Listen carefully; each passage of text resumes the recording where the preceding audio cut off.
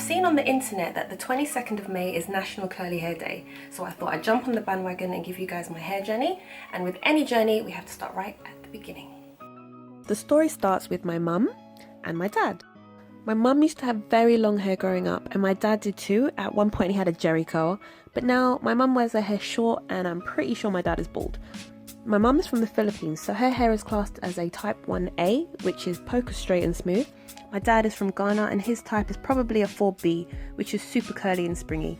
My parents' hair come from complete opposite ends of the spectrum, and I came out slap bang in the middle, and I have a mostly 3B hair type, which is made of ringlets and S-curls. So starting back from when I was born, I came out with quite a lot of hair. It was very black, very thick, and quite straight.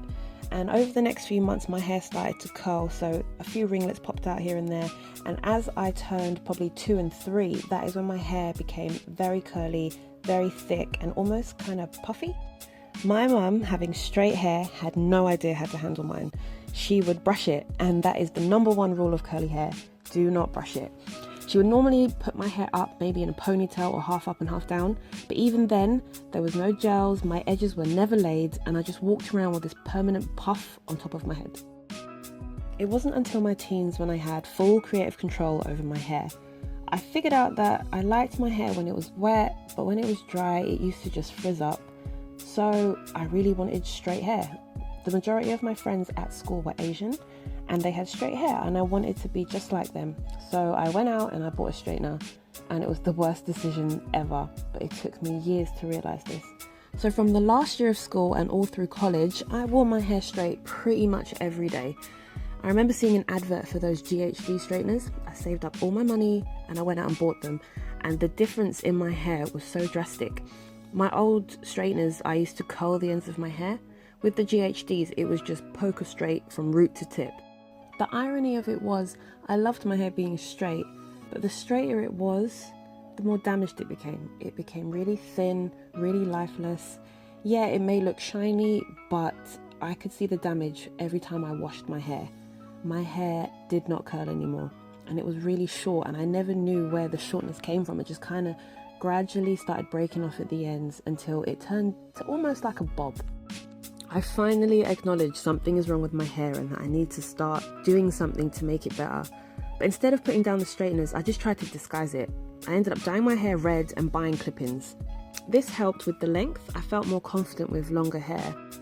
The only difference now is that instead of straightening every day, I had gaps in between.